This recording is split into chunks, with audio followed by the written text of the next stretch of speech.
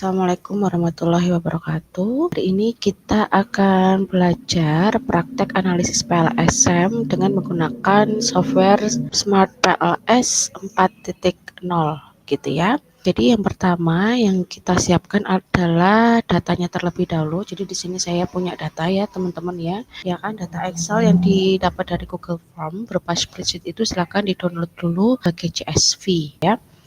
Baik. Nah, di sini data tersebut harus berupa angka terlebih dahulu. Jadi teman-teman silakan sortir dulu data-datanya begitu ya.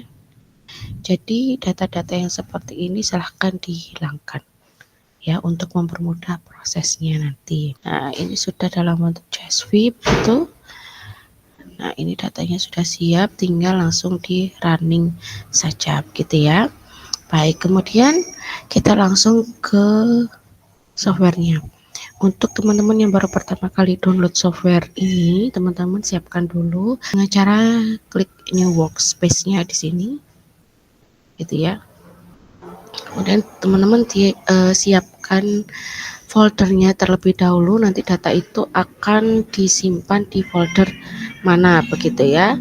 Nah, di sini saya sudah siapkan foldernya. Kemudian setelah itu kita klik new project di sini dan kita beri nama project kita apa. Katakanlah di sini saya akan menuliskan praktek riset pemasaran gitu.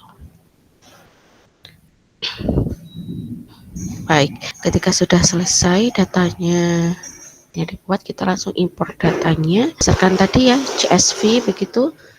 Langsung kita klik, kita pilih, kemudian klik open. Nah, kalau datanya sudah seperti ini, tanda kuning dan ada keterangan bahwa data ini tidak ada yang missing ya atau terjadi kesalahan, langsung saja klik import begitu ya. Walaupun nanti ada missing gitu ya atau data kesalahan, yang pertama teman-teman cek dulu namanya di sini, barangkali di sini namanya ada yang double ya seperti ini. Nah, ini jelas tidak boleh karena ada double gitu ya, jadi bisa dirubah langsung di sini saja. Nah, oke, kemudian klik import.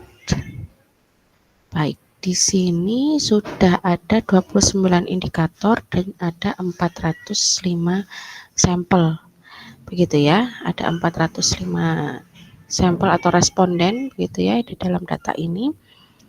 Kemudian kita back saja. Selanjutnya kita create model ya.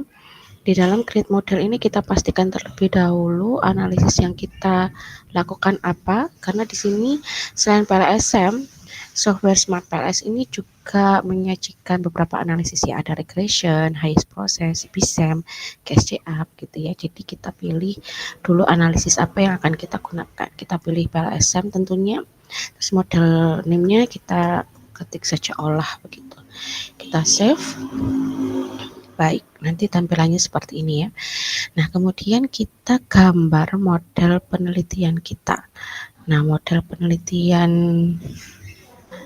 yang akan saya praktekkan ini adalah seperti ini ya, teman-teman ya. Jadi ini adalah model yang nanti kita akan buat di dalam softwarenya Smart PLS begitu. Jadi kita gambar dulu latent variabelnya. Latent variabel ini adalah variabel yang tidak bisa diukur secara langsung gitu ya. Jadi kita langsung masukkan saja. Saya akan copy paste nama-namanya di sini.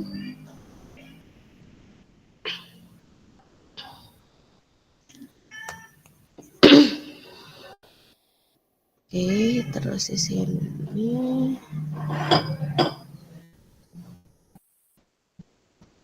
copy paste, kemudian klik enter begitu ya. Terus double klik, terus kita kasih nama lagi kepuasan, copy paste, enter. Oke, selanjutnya variabel yang terakhir adalah loyalitas. Nah, langsung kita paste. Baik, seperti ini modelnya. Kemudian kita klik select ini ya untuk mengarahkan seperti itu. Nah, jadi kita susun dulu variabel-variabel ini.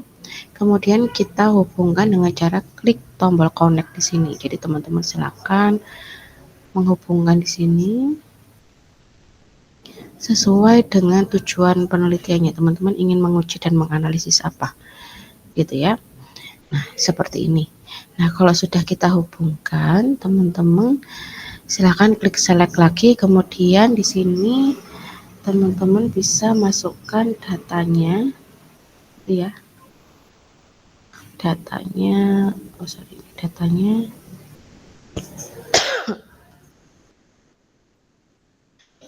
Oh, bentar ya.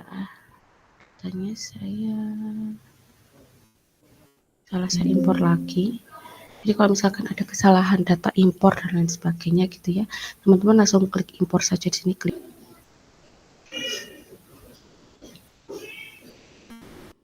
Nah, ini data yang benar ya. Kita masukkan. Oke, di sini ada indikator 40, ada sampel 100 ini ya yang akan kita buat praktek. Nah, ini yang salah tinggal di delete saja begitu. Delete. Ini delete. Oke. Jadi seperti ini ya. Oke, ini datanya sudah kita rubah. Kita kembali lagi ke modelnya. Kita langsung klik ini saja, olah. Nah, seperti ini ya. Nanti otomatis datanya akan berubah begitu. Nah, selanjutnya kita akan sesuaikan customer relationship ini adalah X1 begitu ya. Jadi di sini saya akan blok X1. Lalu kita geser ke sebelahnya seperti ini. Kemudian X2.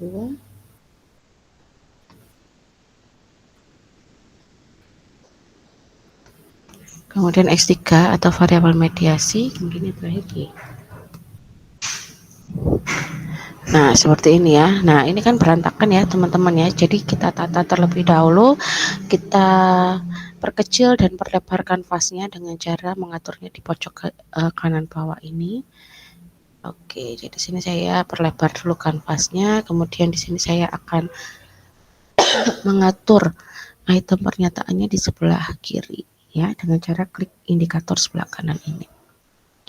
Seperti ini, kita atur-atur terlebih dahulu.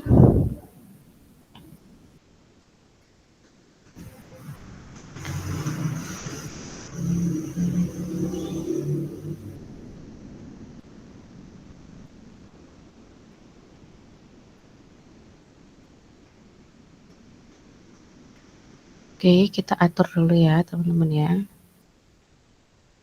Oke, ini saya taruh di atas. Kemudian untuk penamaan variabelnya juga bisa diatur seperti ini. Ini juga ya. Oke, jadi seperti ini untuk modelnya. Selanjutnya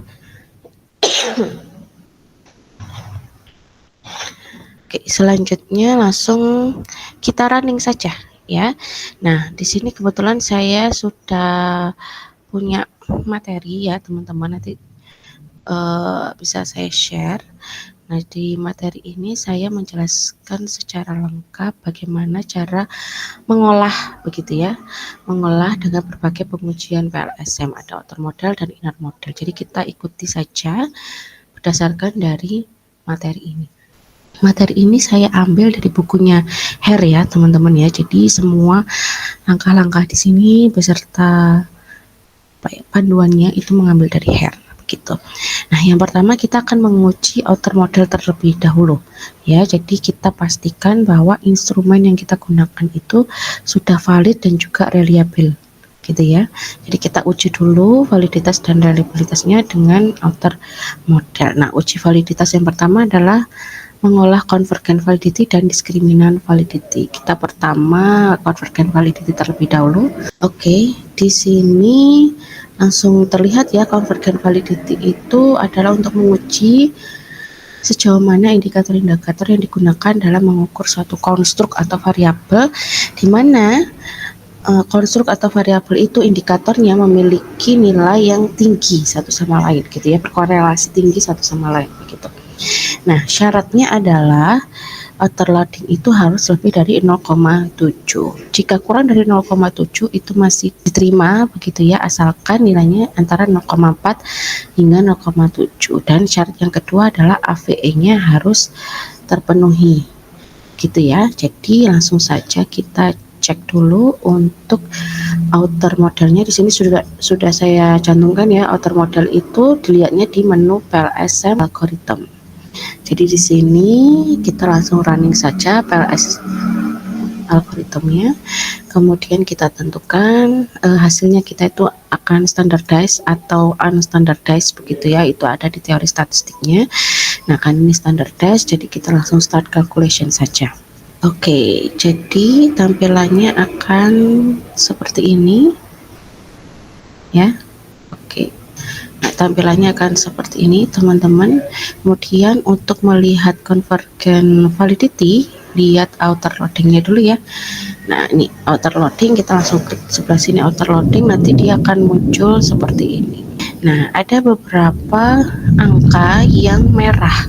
Kenapa merah? Karena dia angkanya kurang dari 0,7, sedangkan yang di atas 0,7 ini angkanya warna hijau begitu ya. Nah namun kita kembalikan lagi ke teori yang tadi, kalau masih tersebut masih di antara 0,4 sampai 0,7 itu masih bisa diterima asalkan AVE-nya memenuhi. Nah sekarang kita cek apakah AVE-nya memenuhi gitu ya. Nah ternyata memenuhi, dimana AVE itu memenuhi jika lebih dari 0,5 begitu ya. Oke, selanjutnya adalah kita save dulu ya teman-teman. Jadi untuk PLSM algorithm ini kita langsung save saja, kita tuliskan PLSM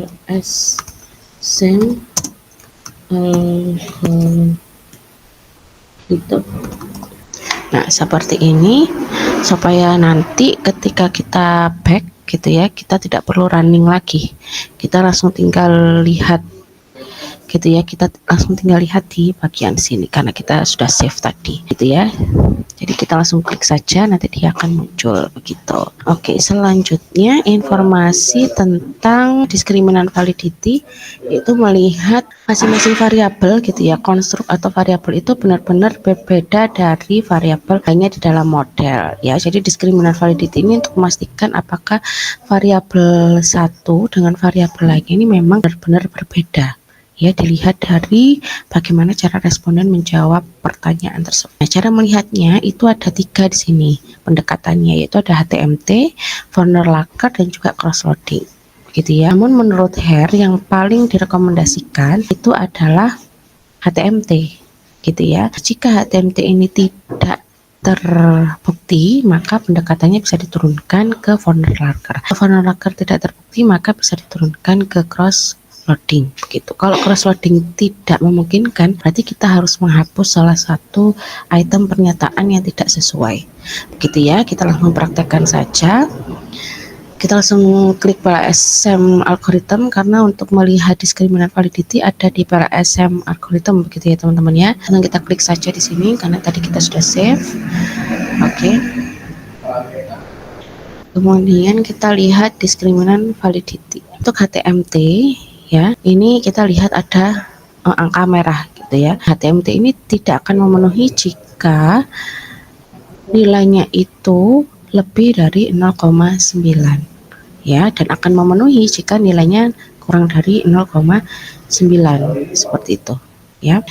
Jadi ini lebih dari 0,9 jadi tidak terpenuhi. Jadi kita langsung ke pendekatan selanjutnya, yaitu adalah Vornerlaker. Kalau Vornerlaker kita cek ya kanan dan bawahnya. Jadi sisi kanan dan sisi bawahnya, pastikan variabel miliknya dia sendiri ini itu harus lebih besar dibandingkan dengan angka-angka yang lain begitu ya.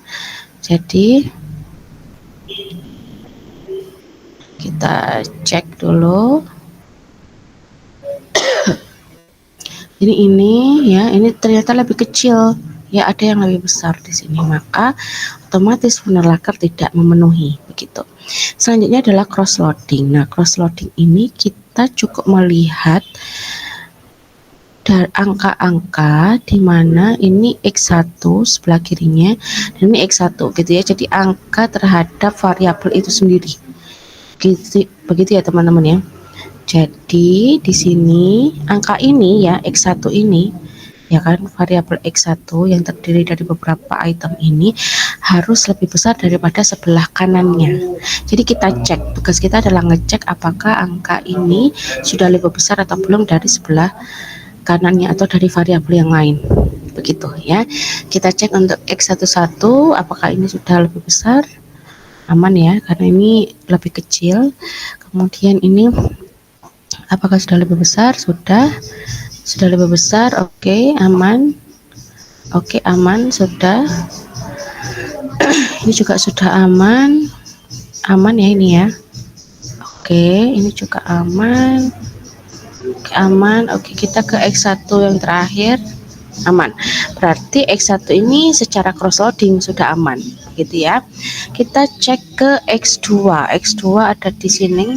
Nah, sampai di sini. Nah, apakah ini sudah lebih besar daripada item-item pada variabel yang lain? Coba kita cek. Ini 0,836 sudah lebih besar ya dari ini ya. Oke, aman. Ini juga sudah aman. Aman, 0,8 aman. Aman, oke. Ini juga sudah aman, 0,6665.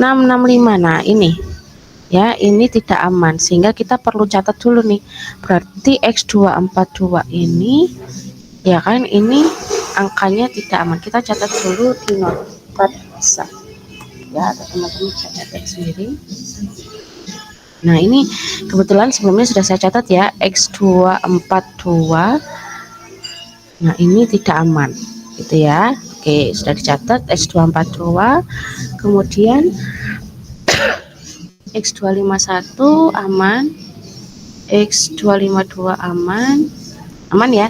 Jadi untuk X2 yang ini sudah lebih besar dari sebelahnya kecuali X242, begitu ya. Nah, selanjutnya kita fokus ke X3 atau variabel intervalnya. Kita cek dari angka yang saya blok ini apakah sudah lebih besar daripada item-item pada variabel lain, gitu ya. Nah, ini kita ini sebelah sini ya, sebelah sini.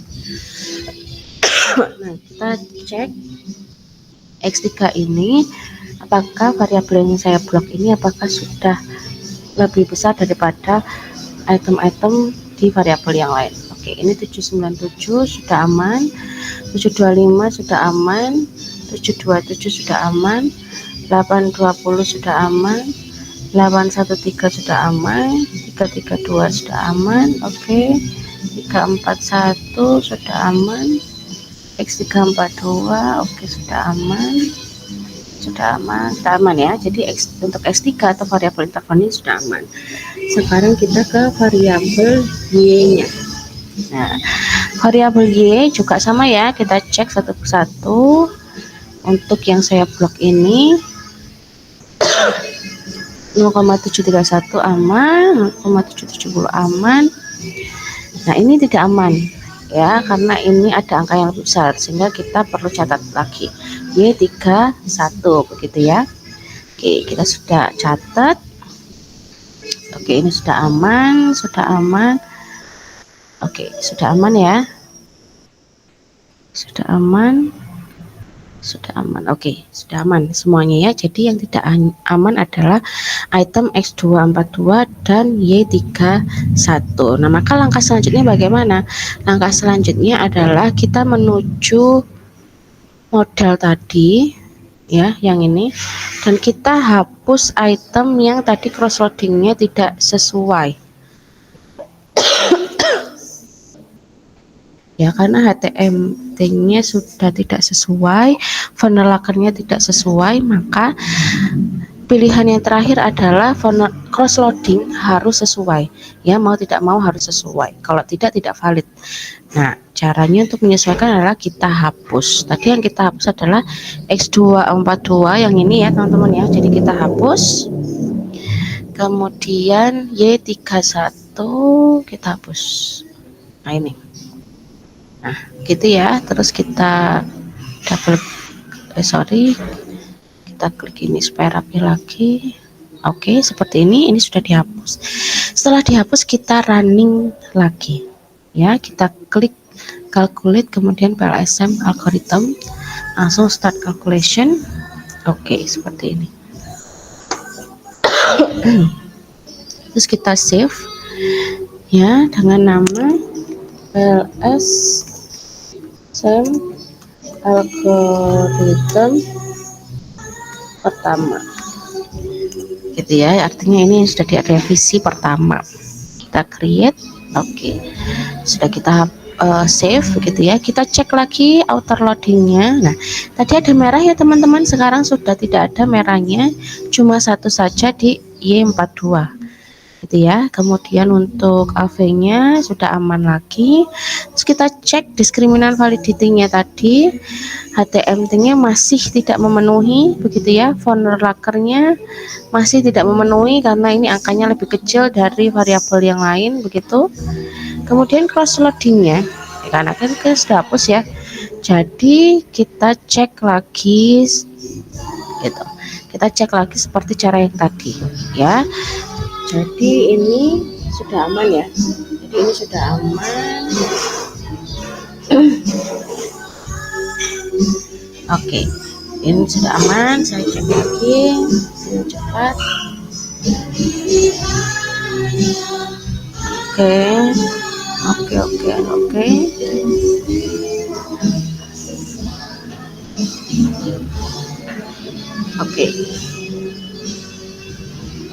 EY 4.2 0,65 ya kan, ini 0,39. Oke, sudah ya, aman. Jadi cross loadingnya sudah aman ya, artinya secara teori diskriminan validity dan convergent validity sudah selesai begitu ya. Uji validitas artinya sudah rampung dan sudah membuktikan bahwa data tersebut sudah valid.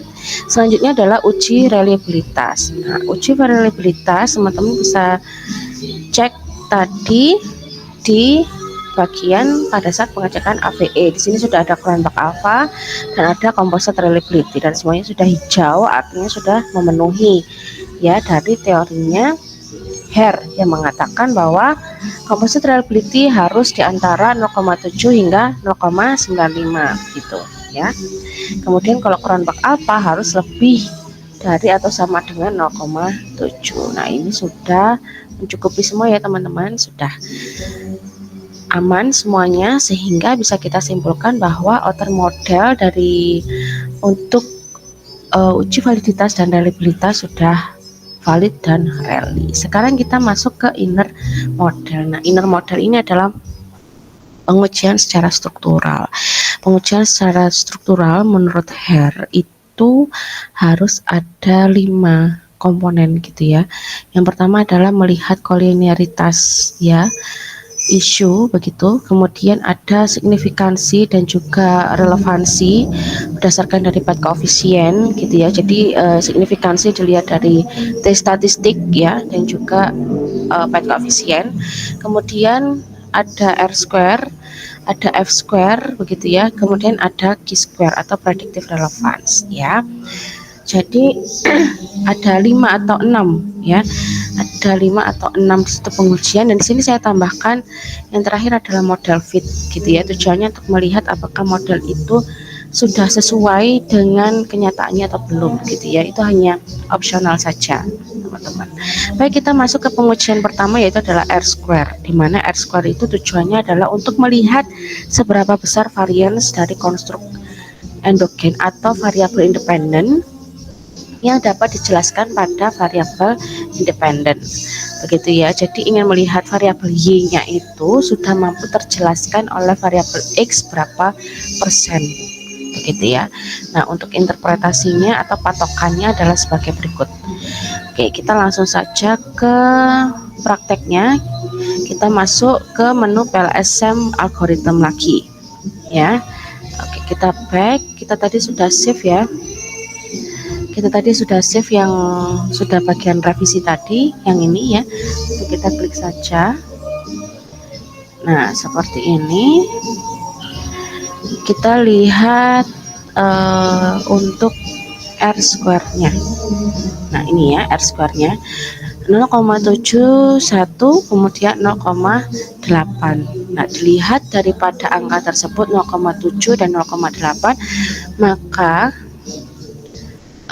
R square-nya gitu ya, secara interpretasinya variabel dependent itu sudah cukup kuat untuk menggambarkan atau menjelaskan variabel independen di dalam suatu model gitu ya, karena lebih dari 0,75 begitu. Nah, sedangkan kalau kepuasan di sini masih kurang dari 0,75 ya. Jadi secara interpretasi itu masuk ke kategori moderat. Seperti itu ya teman-teman ya. Baik, selanjutnya kita langsung ke F square. F square ini adalah untuk melihat seberapa besar pengaruh masing-masing konstruk eksogen atau variabel independen terhadap variabel dependent ya, dengan cara melihat perubahan R square jika konstruk atau variabel tersebut dihapus dari model gitu. Jadi intinya kalau tadi R square itu melihat seberapa besar variabel dependent atau variabel Y-nya yang terjelaskan oleh variabel X, kalau F square ini adalah untuk melihat masing-masing seberapa besar pengaruh masing-masing variabel X-nya terhadap Y-nya begitu ya. Jadi kebalikannya begitu, seberapa besar efek size-nya ya, seberapa besar pengaruhnya X itu dalam mempengaruhi Y begitu ya. Nah, ini bisa dilihat di menu PLSM algoritma lagi gitu ya. Jadi kita cek, kita sesuaikan dengan patokan di sini. Langsung kita pilih saja F square di sini. Oke, di sini sudah terlihat bahwa X1 di sini, jadi cara interpretasinya adalah X1 ini sudah sangat kuat begitu ya. Jadi di sini ya sangat kuat atau memiliki efek yang besar begitu ya.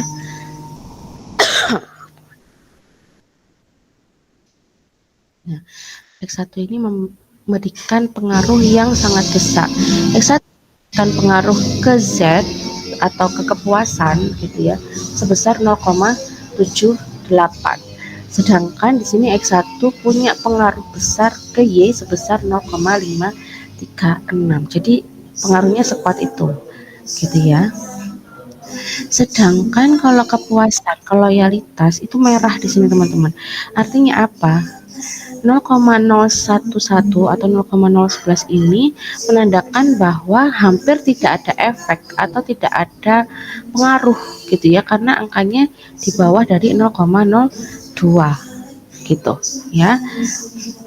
Nah, kemudian setelah itu variabel X2 di sini kita lihat ini hitam ya angkanya ya, bukan hijau, bukan merah tapi hitam. Maksudnya apa? Kita lihat di sini angkanya sebesar 0,036. Artinya 0,036 ini menunjukkan bahwa dia ini sangat kecil sekali gitu ya. Jadi masuk ke sini 0,036 berarti kan masuk ke rentang ini ya teman-teman ya. Berarti efeknya itu kecil gitu. Ya, efeknya kecil. Terus word of mouth ke kepuasan efeknya kecil, word of mouth ke loyalitas juga efeknya kecil. Karena di sini 0,1. Kita cek 0,1 masuk ke ini juga. Gitu ya, masuk ke area ini juga efek kecil. Sehingga pengaruhnya X2 terhadap kepuasan dan loyalitas iya memang berpengaruh tapi kecil, yaitu sebesar 0,036 untuk ke kepuasan dan sebesar 0,101 ke loyalitas begitu ya.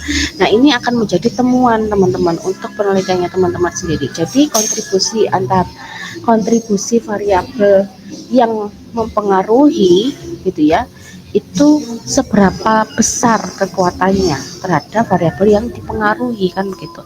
Nah, ini dilihat dari F square ya. Oke, jadi seperti itu cara interpretasinya ya. Oke, selanjutnya kita masuk ke pengujian selanjutnya, yaitu pengujian Q-square atau predictive relevance. Di mana predictive relevance ini membantu peneliti untuk melihat seberapa mampukah model tersebut dalam memprediksikan variabel endogen atau variabel Y-nya gitu ya, variabel dependennya begitu.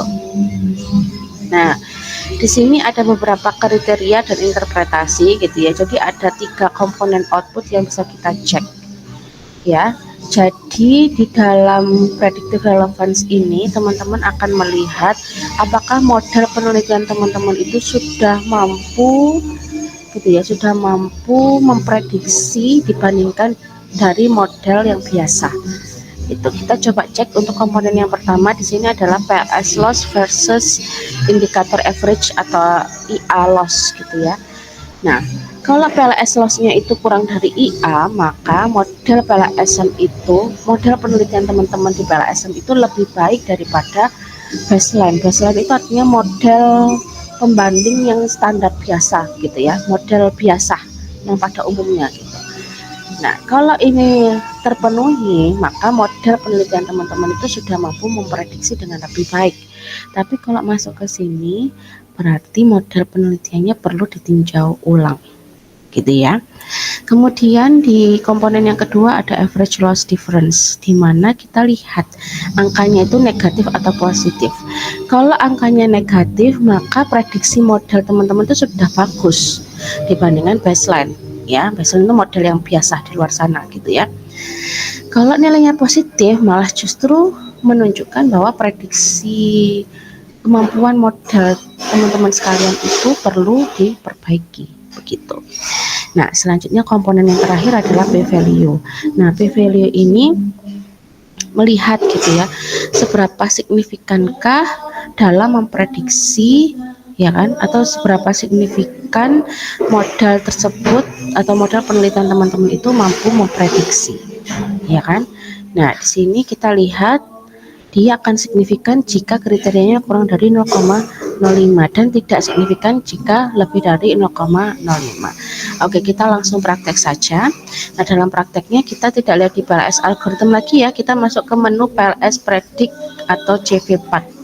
Karena ini berbeda dari Smart PLS versi 3.0. Kalau 3.0 itu ada blindfolding, teman-teman. Tapi kalau di sini Smart PLS 4 itu tidak ada gitu ya, artinya bukan tidak ada, tetap ada blindfolding tapi tidak ada pilihan untuk predictive relevance-nya. Jadi predictive relevance-nya langsung diarahkan ke sini. Jadi teman-teman klik PLS predict atau CV4 di sini ya, kemudian langsung start calculation. Oke, nah di sini kita langsung pilih saja CV4. Nah, ini ya hasilnya. Nah, kita coba cocokkan antara teori tadi dengan hasilnya ini. Yang pertama, komponen pertama adalah melihat apakah PLS loss ini kurang dari IA loss gitu ya. Nah, ini dilihat PLS loss sudah lebih dari IA loss. Nah, ini berarti hijau, ini merah, artinya apa? Berarti kemampuan modelnya sudah cukup bagus, model penelitiannya teman-teman itu gitu ya. Selanjutnya komponen yang kedua adalah average loss difference, apakah dia nilai negatif atau positif. Nah, ternyata di sini nilainya negatif semua, dimana secara interpretasi kalau negatif itu memperlihatkan bahwa model penelitian tersebut sudah mampu memprediksi dibandingkan model-model yang lain begitu ya, model penelitian yang lain gitu. Nah, komponen yang terakhir adalah p-value. Kita cek untuk p-value-nya apakah sudah signifikan, dan ternyata signifikan, sudah hijau semua gitu ya. Berarti sudah signifikan dan sudah mampu gitu untuk bisa memprediksi variabel Y gitu ya, atau variabel endogen tadi dengan lebih baik begitu. Baik, untuk pengujian yang ketiga sudah, kita langsung ke pengujian keempat, dimana pengujian 4 ini sudah masuk ke pengujian hipotesis ya. Nah, pengujian hipotesis ini kita cek apakah hubungan tersebut negatif atau positif begitu ya. Oke, kita langsung aja praktek, kita back. Oke, kita save dulu tadi prediktifnya. Nah, untuk mengukur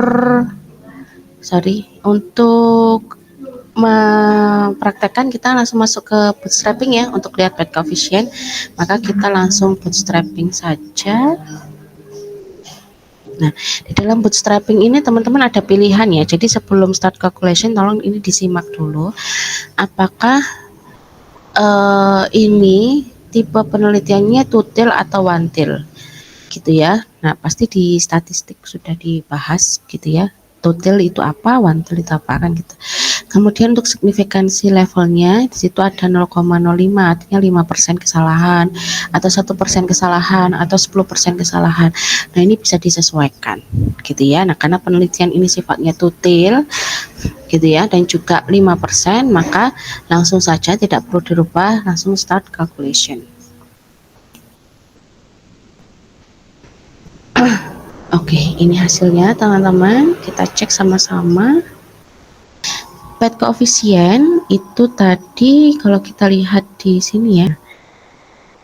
Kalau kita lihat di sini bahwa nilai beta itu ya, kalau dari 0 ke positif 1 maka hubungannya searah, berarti positif gitu ya. Kalau 0 ke negatif 1 berarti hubungannya berlawanan arah atau negatif. Kalau mendekati 0 maka hubungannya sangat lemah gitu ya. Kalau mendekati plus atau minus 1 hubungannya sangat kuat. Jadi kita cek di sini. Nah, untuk melihatnya itu bad coefficient dapat dilihat di original sampel gitu ya. Nilai beta kita cek pada original sampel. Original sampel mana? Ini adalah original sampel ya. Nah, original sampel menunjukkan bahwa ini positif semua gitu ya. Namun di sini kita cek ada satu angka di mana angkanya menunjukkan 0,087. Artinya dia sangat dekat dengan 0.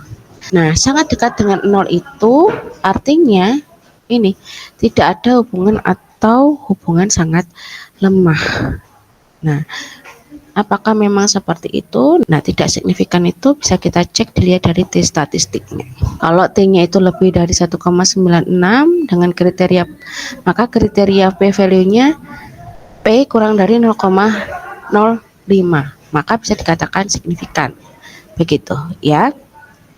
Nah, ini disesuaikan dengan persentase tingkat kesalahannya, teman-teman. Gitu ya. Sehingga kalau kita cek di sini ada studi kasus, nilai beta gitu ya atau original sampelnya, kita cek apakah positif atau negatif begitu ya. Ternyata ini hubungannya positif gitu ya, hubungannya positif. Cuma di sini untuk tes statistiknya ya kan ini kurang dari 1,96 begitu ya. Kemudian untuk P value-nya juga lebih dari 0,05, maka tidak signifikan begitu ya. Dan begitupun ini bad coefficient-nya, nilai original sampelnya juga lemah karena mendekati angka 0 gitu ya, sangat mendekati angka 0. Bisa kita cek ya kalau original sampelnya ini sudah oke, kecuali ini positif tapi dia sangat lemah. Juga hal ini juga didukung penuh dengan hasil signifikansinya bahwa tidak signifikan begitu ya. Dan nilainya di sini kurang dari 1,96 begitu. Baik, kita save dulu untuk ini masuk ke uji hipotesis begitu ya. Kita namakan seperti itu. Nah, kita create. Oke, kita back. Nah, ini sudah kita simpan ya teman-teman ya. Ini tadi yang versi ini yang versi tadi yang awal tadi ya, sebelum kita menghapus tadi. Ini ada uji hipotesis begitu. Oke, selanjutnya uji hipotesis selesai. Selanjutnya adalah VIF. Nah, VIF ini adalah Variance Inflation Factor. Ini tujuannya adalah untuk mendeteksi adanya masalah multikolinearitas. Apa itu multikolinearitas? Multikolinearitas itu adalah sebuah kondisi di mana dua variabel, misalkan X1 dan X2 ini ya, kepuasan dan kepercayaan pelanggan ini punya korelasi yang sangat tinggi gitu ya, sehingga item-item pernyataannya itu hampir mirip. Ya, nah kalau hampir mirip secara logika berarti kan sama saja antara kepuasan dan kepercayaan pelanggan. Begitu ya. Jadi pastikan bahwa item-item ini jangan terlalu mirip. Artinya di sini item-item pada variabel kepuasan jangan sampai mirip dengan item-item pada variabel kepercayaan. Begitupun juga dengan niat beli ulang gitu ya, sehingga ketiga variabel ini itu itemnya harus jelas berbeda. Sehingga apa? Sehingga tidak saling tumpang tindih secara berlebihan gitu ya. Untuk pemenuhannya bagaimana? Di sini kita bisa cek kalau nilai VIF itu kurang dari 3,3 maka aman ya, tidak ada multi-call ya, tidak, artinya sudah ada perbedaan begitu. Kemudian nilai VIF 3,3 sampai 5 itu maka perlu diperhatikan karena sudah hampir mirip begitu ya. Kalau lebih dari 5 lah itu berarti harus diatasi. Ya, caranya adalah menghapus variabel atau mengubah model. Nah, itu yang menjadi problematik. Ya, maka kita cek dulu langsung saja ke prakteknya. VIF bisa dicek di PLSM algorithm ya. Oke, kita cek PLSM algorithm.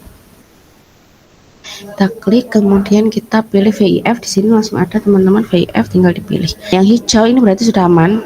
Hitam ini sudah mulai agak mirip dikit gitu ya. Yang hijau sudah oke, artinya tidak ada kemiripan. Nah, ini ada kemiripan tapi masih bisa diterima, makanya warnanya hitam.